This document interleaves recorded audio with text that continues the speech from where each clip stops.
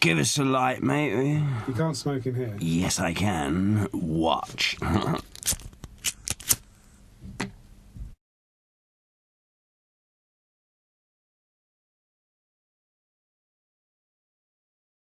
After the American tour, which ended in March 2002, we sort of came back to England and wrote some new songs, but, frankly, we were cream crackered, knackered. We played our last date together as a band at the Isle of MTV show in Portugal around, when was it? It was June 2002, I think. And that was it. And after that, we just concentrated on trying to make this sort of turdy Gorillaz film. Yeah, well, we got so many offers to make a film in America.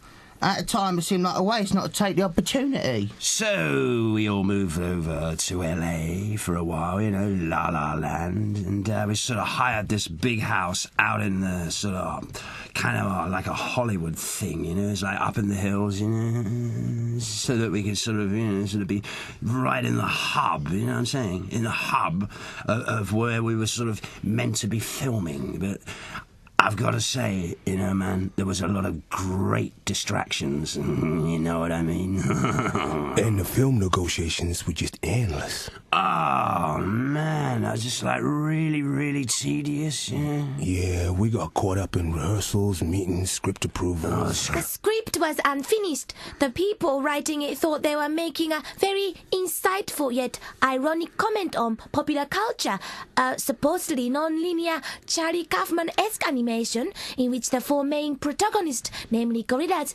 fall randomly in and out of a number of surreal situations. But in fact, the scriptwriters were just like, making it up as they went along. Will you wake us up when you finish, Noodle? I guess what she's trying to say is they thought it was going to be like a modern version of the Monkees movie Head. Yeah, thing is, the person they chose to play me, he looked like some old wrinkly geriatric, It's really insulting. And he smelt, what a pen and ink, I think it might have been Robert Downey Sr.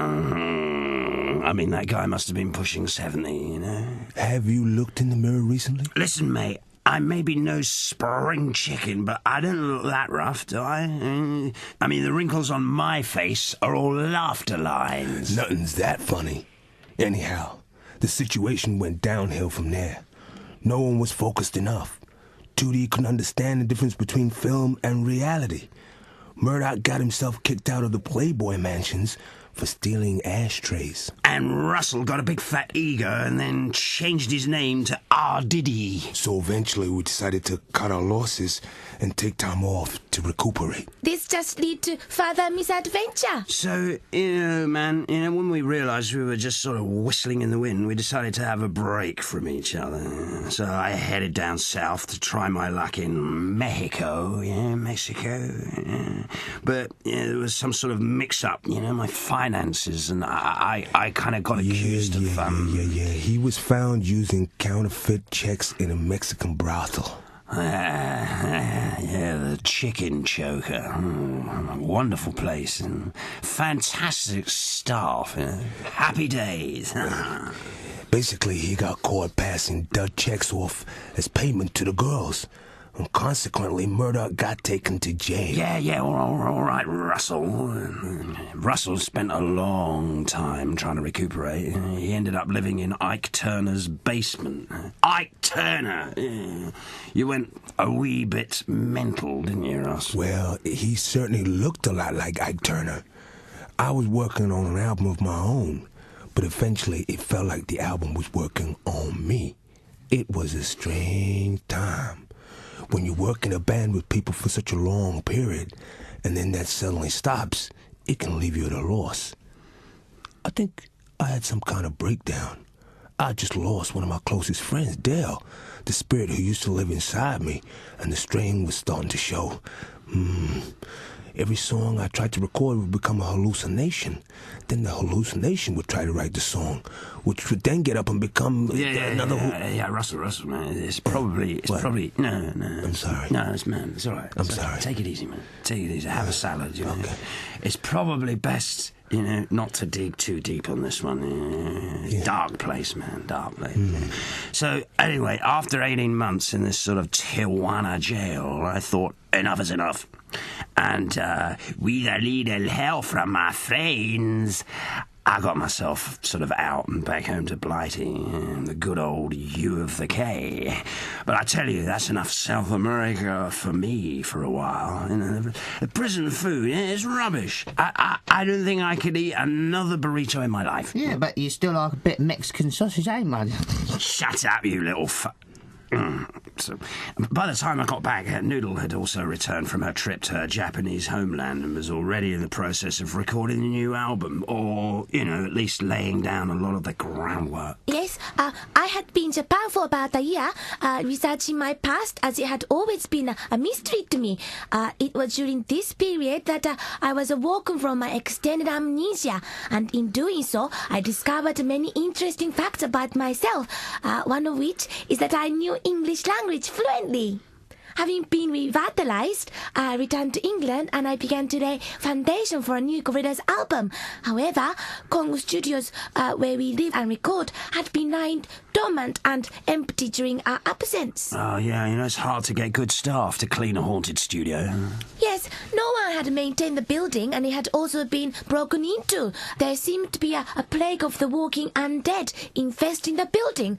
Corpses lined the corridors. So once we were back, it took a little while to get into the swing of things. I mean, it can be very distracting when you got 6 or 7 decomposing zombies stuck up your chimney flue, We got chimney flue? I'm speaking metaphorically, Dee. I'm using the analogy of a chimney flue to describe the passageways of our flowing creativity.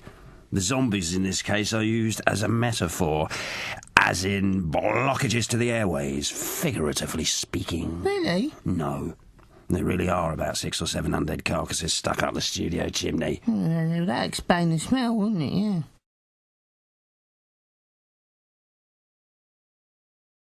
I stayed round in Los Angeles for a while. I got invited to stay round Brick Eklund's flat. But, she's nuts. Running around naked, banging on the walls half the night. I never got any sleep. So I nodded off back to my dad's place on the coast of England. I got a temporary job work on the rides at my old man's fun fair, which was wicked, really. It did a lot for my confidence, yeah? I put up with a lot less crap than that geriatric Murdoch now. Oi, you! Pass us the ashtray, now! Yeah, certainly, sir. Here you go.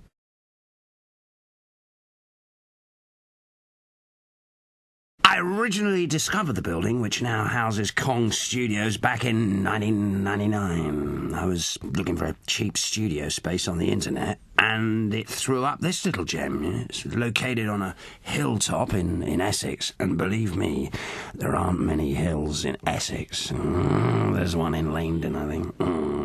But it wasn't until we'd sort of been there for a year or so that we discovered the truth about the place. Oh, horrible. It turns out the original site for the building was like a druid's meeting point. It was picked specially for its unique alignment of dark energies and hideous ley lines. The first Kong building was erected on top of an old disused cemetery. A lot of people who died in the Great Plague of 1665 were dumped there in shallow graves and burial pits. Poor people. Yeah, poor people. The current building, where our studios are, is situated next to one of the biggest landfill sites in the country. So it's like sort of, it's full of old fridges, nappies, colostomy bags, rotten cows, all sorts. Just barely buried, And in the middle of the summer, when it gets hot, the stench is unbelievable.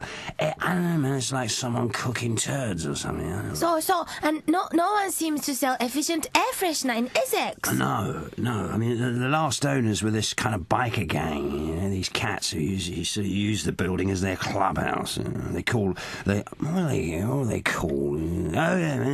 Nomads. But they'd chosen to settle there for some reason. Anyway, one night they all got caught in a fire in the building, Burnt to a crisp.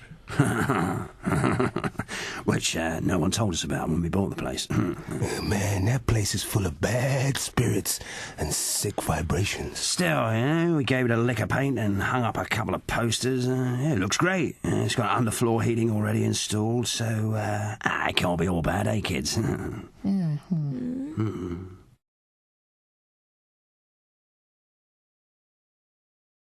Yes, the website Gorillaz.com allows our online fans to roam around the Kong Studios building. As the place acts as a home, as studios and Gorillaz HQ, there's a lot for people to see and do.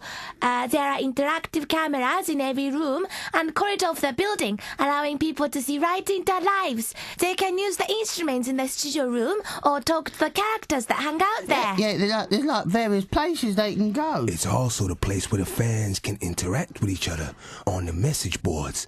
And now we got our own auditions room where people can send in their tapes and animations and work. Noodle's currently running a competition to find new talent, maybe someone to work with the Gorillaz in some way. We've had some fantastic entries, and there's like 3 or 4 floors to the building now, right? And you can like look around our bedrooms, yeah. Why would anyone want to look around your bedroom? Basically, we spent a lot of money extending the place, building more and more parts onto it. It's been broken into a couple of times whilst we've been away. Some vandals sprayed a lot of anti-Murdoch graffiti on the walls. Things like Murdoch is a twat, and things like Murdoch is a twat. You mongrel. Still in the mood, aren't you? Because Busted split up. Also, the producer we've been working with, Danger Mouse, found a whole underground section of the place that had been blocked off for years. Pretty creepy. I'm really parched, I'm spitting feathers. Is there anybody who could get me a beer around here? Anywhere at all you can get one of those things.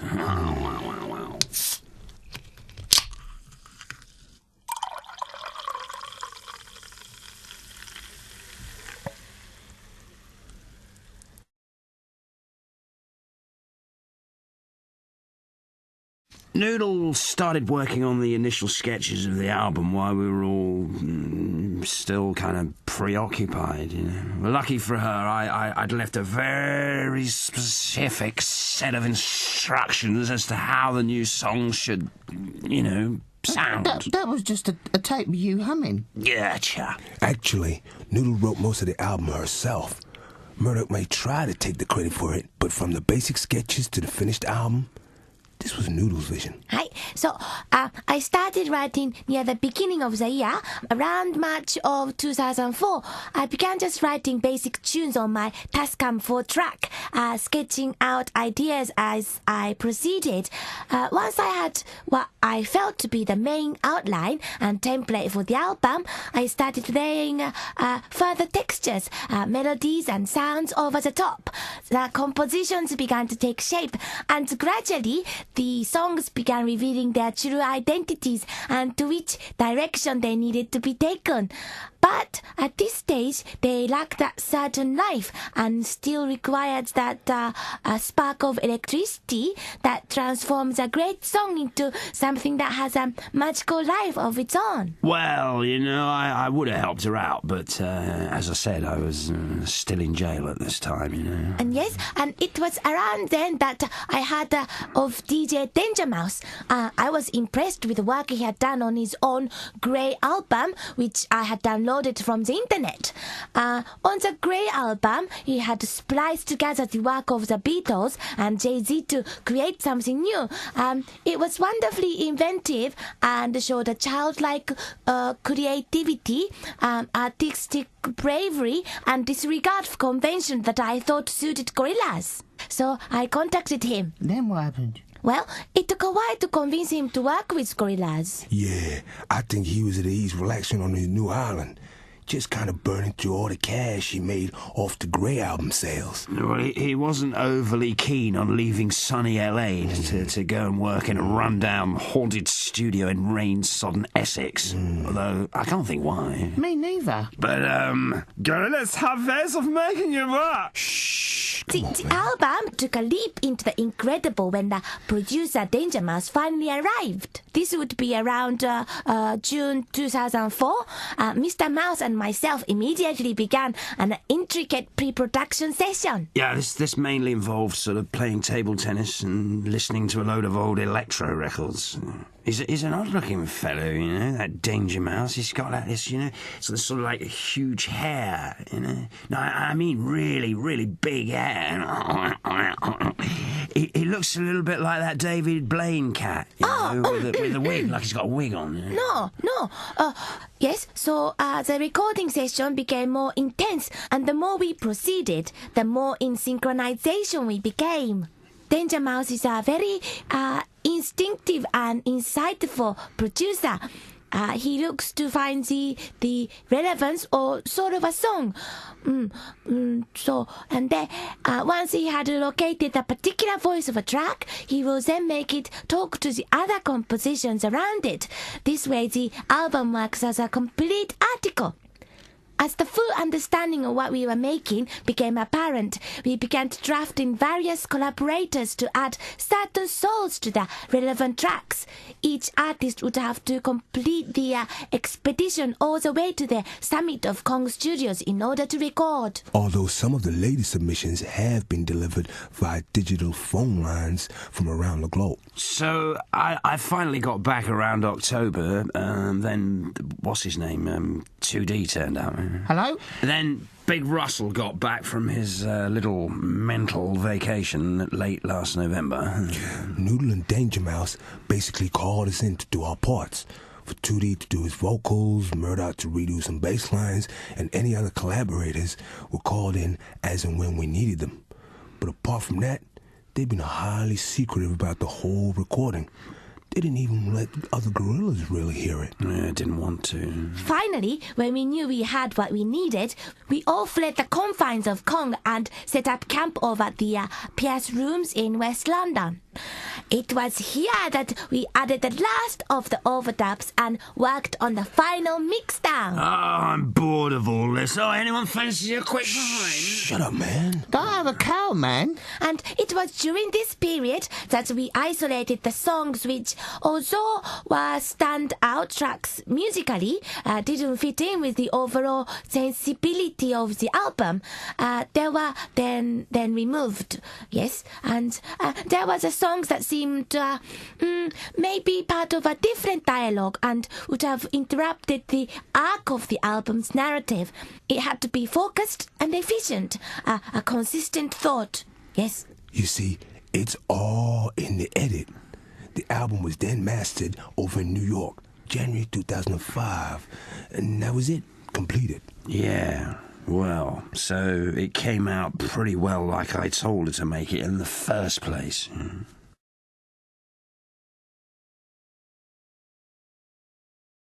The album opens with an ominous swirling soundscape of voodoo-esque percussion, keyboard bassoons, and sirens. You can tell there's big trouble ahead. This uses a sample taken from the George Romero film, Dawn of the Dead. We use this because it expressed a similar sense of foreboding about the world that we feel at this time too.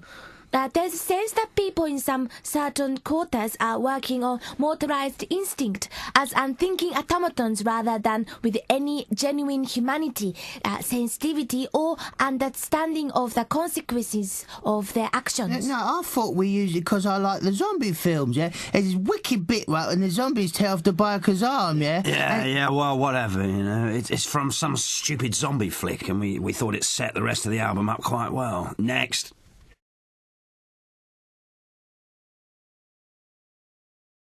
This is built up around a simple rhythm.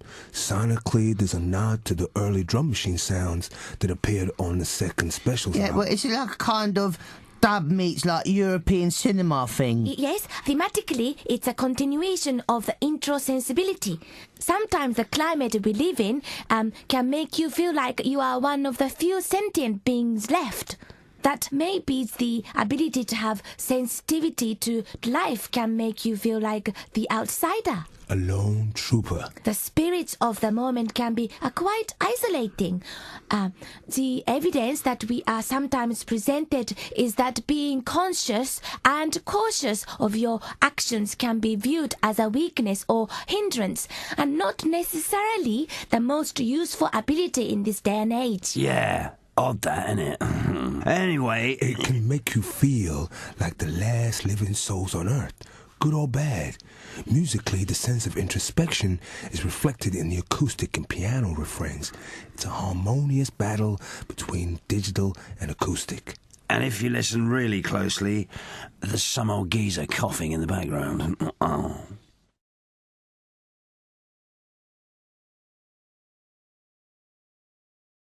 This is a more down-tempo track, like nighttime maneuvers, the equivalent of creeping up on the enemy. Hey, and as a progression of the album's narrative, there is a sense of being forced into a position of having to arm your children.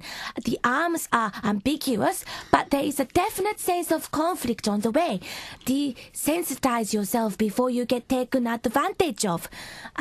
They're turning us into monsters is an expression of that transition of training people how to lose their compassion. It's a jungle out there. Yeah, sometimes it makes me wonder how I keep from going under. What's the name of the girl who sings on this one? Lovely lady. Very helpful. Thank you. This track features a guest vocal from Nina Cherry. I loved her Raw Like Sushi Bigo album. She's always had a positive, collaborative attitude towards music. 7 Seconds with Yusun Do is a superlative tune. Yes, and towards the outro, there is a moment of subdued tension that then allows itself to explode into space, and then the track soars off into the distance. A repetitive piano note stabs away like a slowed-down version of the Stooges. The restraint in the earlier section of the song is actually what gives it the power at the end. So, and the key is maybe in the word pacify. You know, if I have to die, I want to go in my sleep like my dad. Not screaming and like yelling like all his passengers.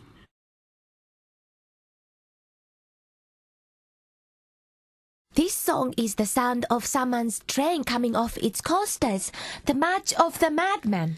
We gave 2D's vocals a distorted megaphone effect as this fitted the soul of the track. It is to make the vocal section seem like a memory from the past. Yeah, like some old vaudeville track.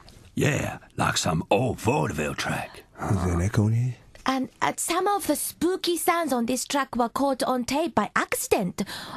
It is believed that they are the mysterious recordings of paranormal experiences going on at the Kong Studios. If you listen really carefully, you can hear a growling and whispering in the background. For this reason, this track was almost left off the album, but it was decided it should remain as the track came out so well. And it's not like Gorillaz aren't used to dealing with runaway spirits. Musically, there's a tip of the hat to Bernard Herrmann's atonal string score from the Hitchcock movie Psycho. So, and the intention of the vocal line is a reminder to keep a little greenery in your heart, or you may forget what you are fighting for in the first place. And that really is the domain of the undead. Yeah, this one ends ominously on the haunting sound of a bell ringing into the distance. Ask not for whom the bell tolls. Oh, why not?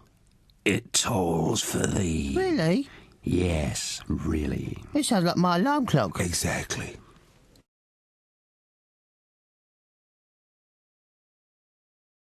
This was one of the first tracks I worked on with DJ Danger Mouse. It evolved from a tape recording from an old Gorillaz jam. Danger Mouse added the kids' choir, the San Fernandez Youth Chorus, and when they heard the track, they were really excited to sing along on it. Kids, eh? Little treasures. I love them. Couldn't eat a whole one, though. This track is a real upbeat, defiant, jubilant soul. Musically, it's got a real old-school break cut up in it. I play the kind of Clyde Stubblefield, Bernard Purdy rhythm. those two were so massive in my drum palette, the foundations of hip-hop, you dig? I also try to add a little feel of ziggaboom release from the meters. And once I had the swing and the sound right, I then cut up the drums again to give it that extra sharp edge. That's when Tootie added the clavinet keyboard rhythms. Yeah, that was just something I heard on Sesame Street. The rap on this verse is supplied by Booty Brown from the Far Side, who came in courtesy of a friendship with Danger Mouse. Yes, and we talked with him about the general themes and atmospheres rather than anything specific. But he hit the nail on the head with this great rap. I feel that Booty's rap humanizes the position of the soldier, the fighter as an individual. War will make soldiers of us all. The rap's got some killer lines. You can't conceal the hate that consumes you. I'm the reason you can fill up your Zuzu. Poetry, man. With this track, there's a sense of infecting the young. As a civilization, we seem to be taking something of their innocence away with a lot of images of conflict that are constantly being displayed. For a lot of kids, their earliest memories will be these dramatic images. That's like putting chemicals in the food chain.